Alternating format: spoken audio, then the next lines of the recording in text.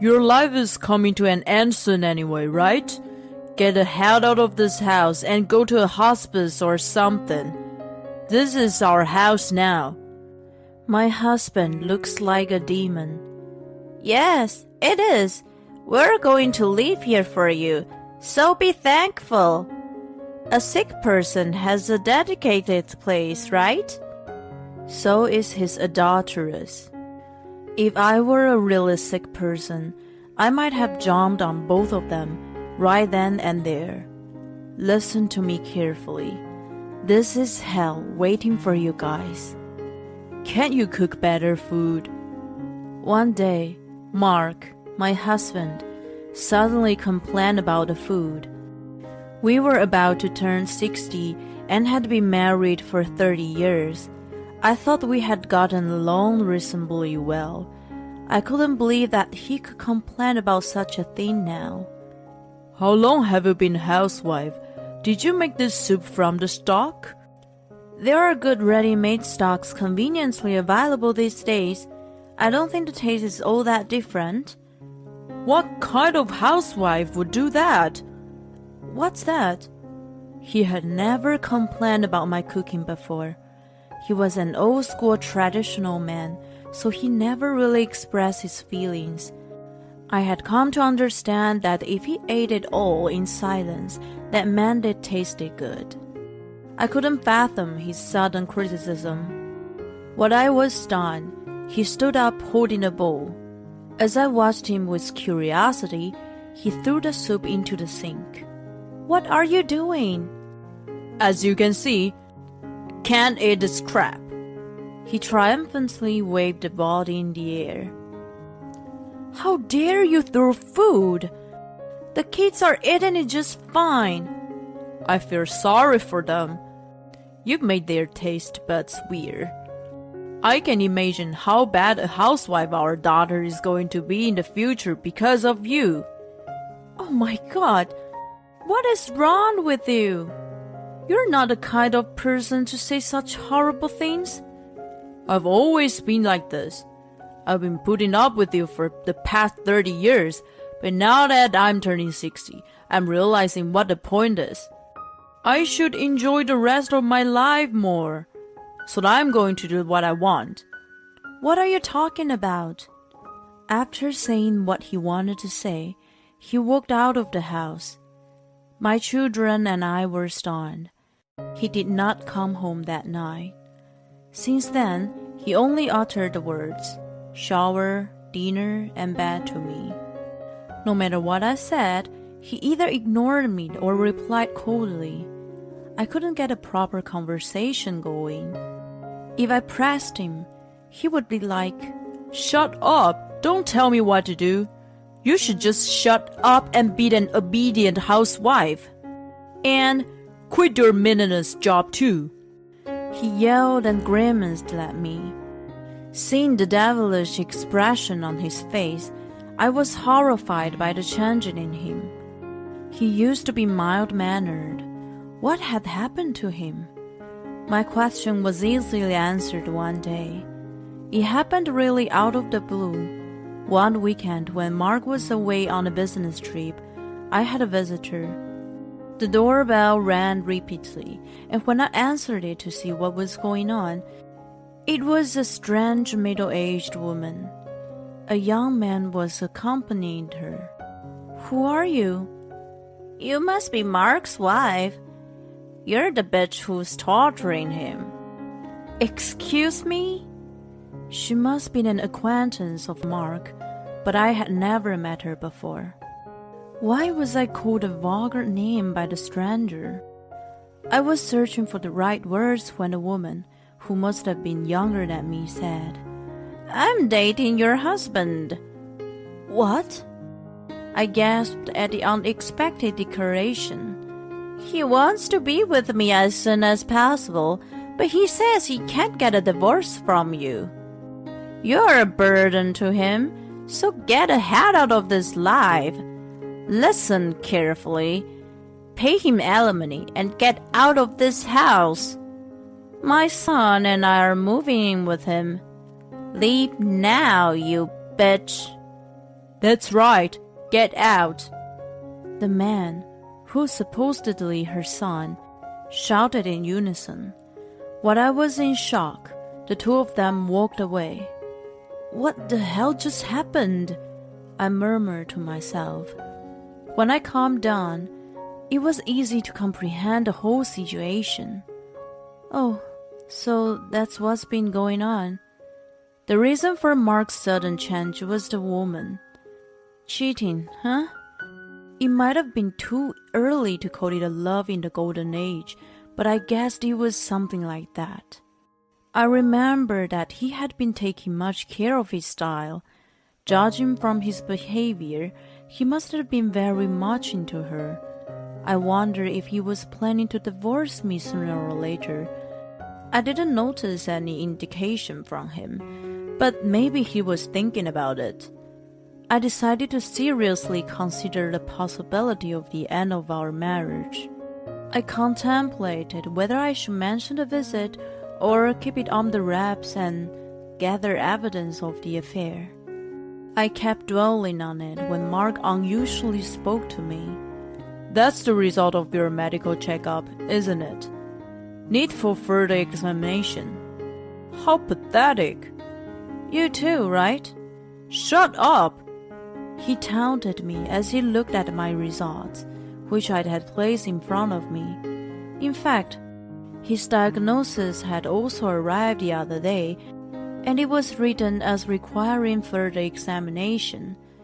Even though it was due to our age, it was certainly a shameful result for us as a couple. I decided to put the matter of his affair on hold and think it over later. First and foremost, I needed to be healthy. I made an appointment for another test. Mark was reluctant to go through the trouble, but he must have been worried and agreed to take the test with me. A few days after the test, I went to the hospital to get the results. He did not accompany me, saying he wanted me to ask the doctor. When I entered the room, the doctor greeted me with a serious look on his face.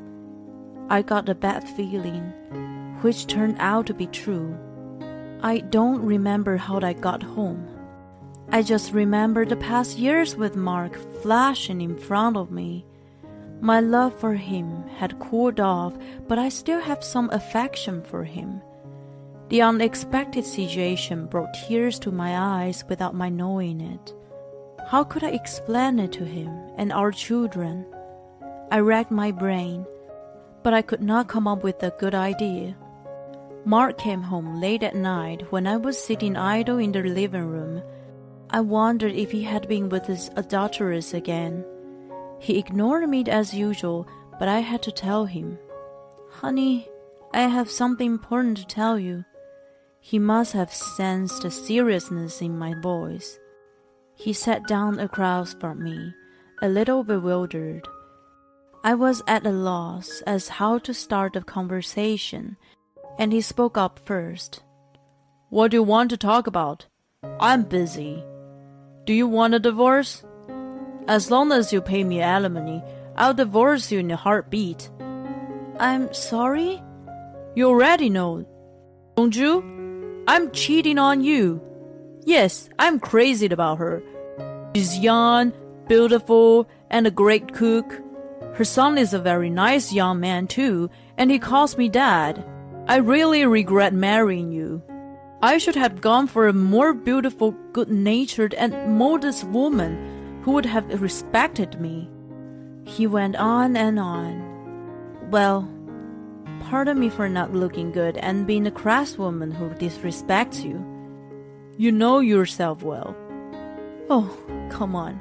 There was not the part where he should have been impressed. I wanted to smack him.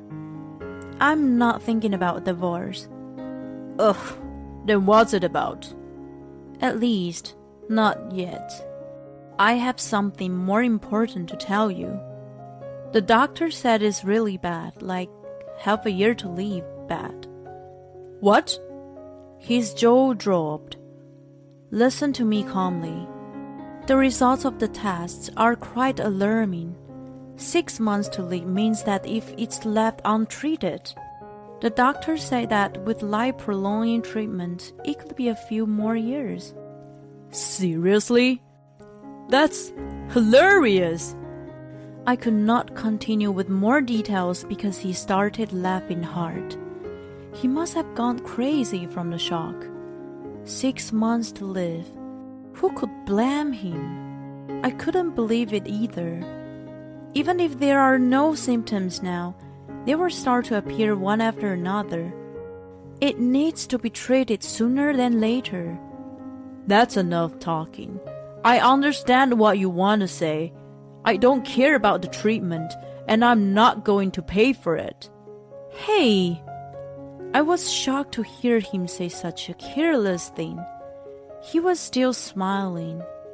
I guess you were going to say we should spend some quality time together for our last memory, weren't you? I realized that he was right. I nodded in agreement. You're right. No, thank you. I absolutely hate the idea. I was about to continue. If I could, I would. But he interrupted me again. Why was he acting so high? I'll do whatever I want for the next 6 months, and I don't give a shit what happens to you. He stood up. Honey? I'm leaving. Not just me, but the kids too? They're grown up. My role as a father and husband is over. Even if it's only for another 6 months, I can't stand being with you. No, it's because it's only 6 months that I don't want to put up with you. He started packing his own belongings into his bag, leaving me astonished. You're going to live with her? Aha! I didn't think there would be only 6 months left. What luck! It's a blessing from God. Are you saying you're happy? Oh yeah, I'm so glad. I won't have to see your face in 6 months, right? Nothing could be more joyous. At that moment, a few remaining feelings for him vanished. How could I feel anything toward him if he hated me so much? I seriously considered a divorce, but there were only another 6 months left. I decided to be patient. Clenched my fist. Well, see you at the funeral in 6 months. He cheerfully walked out. 6 months were coming to an end in the blink of an eye, and I hadn't heard once from him since he left. Then, he suddenly appeared with the doctoress and her son in tow. Oh my God, what's going on with you? The man in front of me was a different person from Mark I remembered. He was emaciated, and his complex was white beyond recognition. His face had lost its blood, and his eyes were lifeless.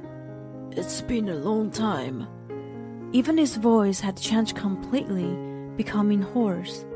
It was as if he had aged 20 years. While I was astonished, he was smiling weakly. It's about 6 months, isn't it? I thought you had already passed away. How much longer are you going to live? Excuse me? I was puzzled by his incomprehensible question. You look well, but your pickup is coming soon, right? We'll be living here as soon as you're gone. What are you talking about? Our kids and I live here. They're already working. I'll have them leave as soon as possible. I'll take the house, so don't worry. I'm still living here. At that moment, you know what? The adulterous son pushed Mark aside and stepped forward. Your life will be over soon. It doesn't matter when you moved out, does it? Get the hell out of here and move into a hospice. This is our house now. The adulteress followed suit. That's right. Our apartment contract has already been terminated. If you don't get out by the end of the month, we will be in trouble. A sick person needs to get the hell out of here. I really couldn't understand what they were all talking about. At that moment, Mark raised his bony arm and pointed at me. By the way, you look quite well. It's been 6 months since then. Why are you so glowing? I've been feeling sick all of a sudden lately, and I don't have much of an appetite. I finally understood everything. He had been completely mistaken. Oh, my lord. Like the last piece of jigsaw puzzle falling into place, it fell into my mind with a thud.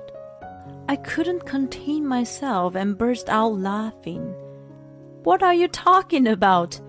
I'm healthy, of course. I'm glowing.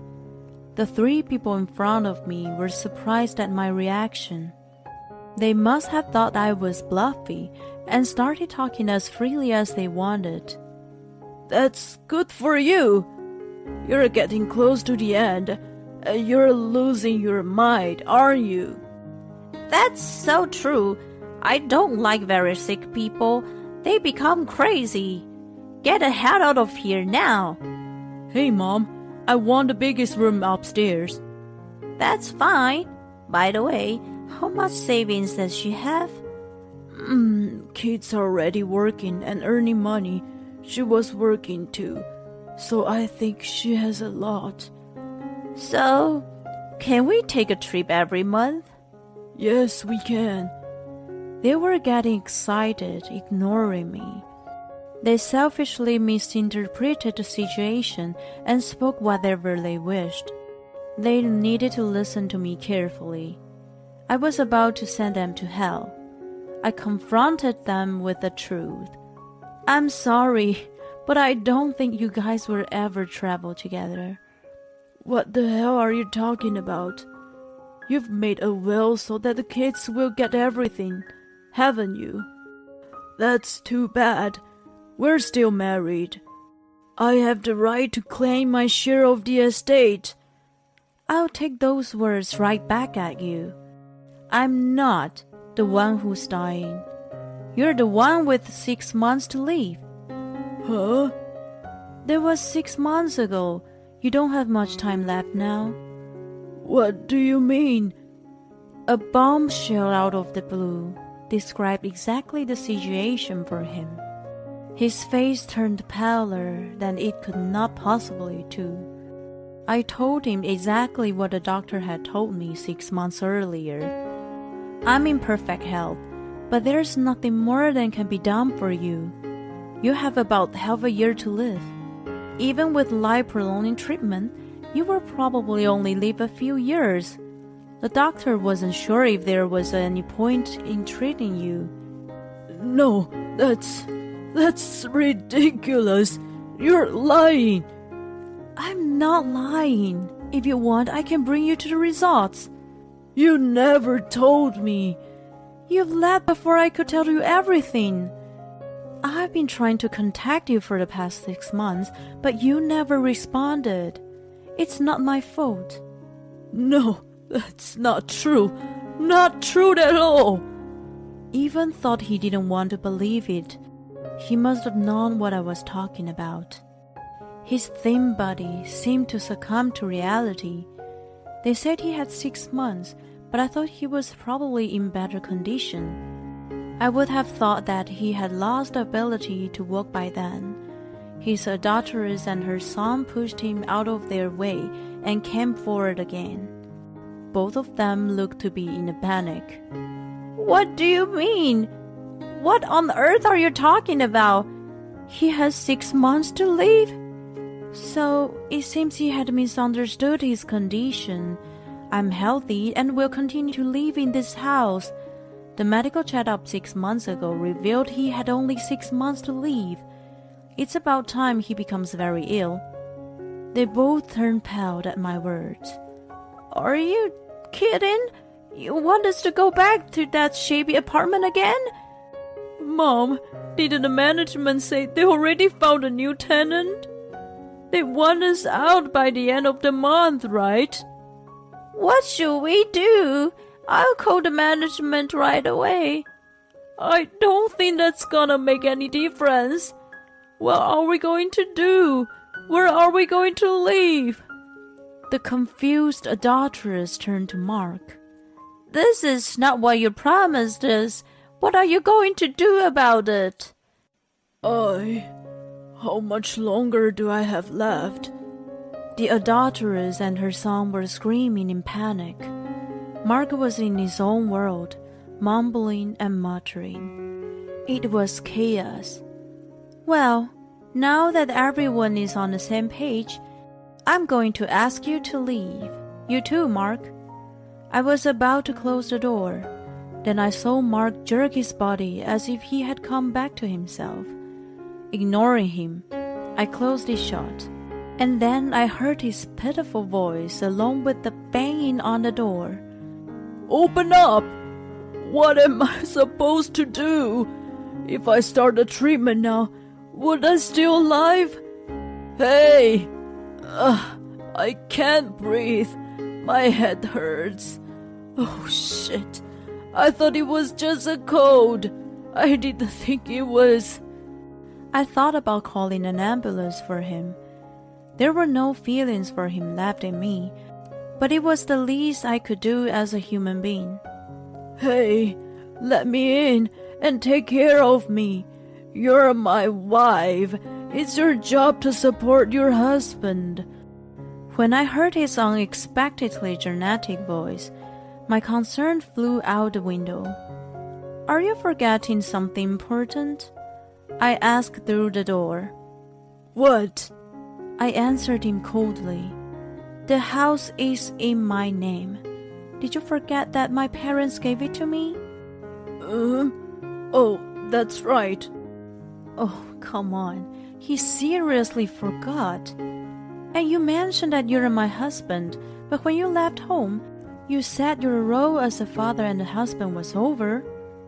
I would not support you as I am not your wife. Please leave." "Oh no, wait. Let me in. Help me." "Hey, what about us?" "What about my room?" The three of them were screaming for a while behind the door. They were taken away by the police who arrived at the scene after a neighbor called them. Then Mark and I filed for divorce. We had been married for 30 years. I had wanted to send him off as his wife in the end. My mind changed the moment he came back, expecting me to cross the bridge. I was surprised at how easy it was for me to decide on the divorce. It was an abrupt ending, as if our 30 years were all dreams. Mark cried and begged me to stay with him, but I felt like he was a stranger to me. The adulteress and her son were furious at the unexpected turn of events and abandoned him, who was fading away. They can only afford to live in an old, shabby one-bedroom apartment now. Her son refuses to work even though he is a grown man. They're supposedly living a hard time together. I could have sued her for alienation of affection, but I decided not to. It would have been too much trouble. I don't think she would pay me properly anyway. I assumed she and her son would never live a peaceful life unless they are reborn. So I move on. I don't know Mark's current situation. Even if he started the treatment now, it would be a drop in the ocean. He could have been admitted into hospice care. I got a call from him once that he was staying with his uncle for a time being, but the uncle's family apparently was not happy about it. Then I stopped hearing from him. I haven't heard the news of his passing.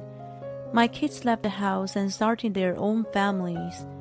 I'm living a happy life surrounded by my grandchildren, but who knows when God summons me? I want to be the kind of person who will be missed by friends and family. I want to end my life with them seeing me off. I doze off to such thoughts as I lie down on the porch in the warm sun.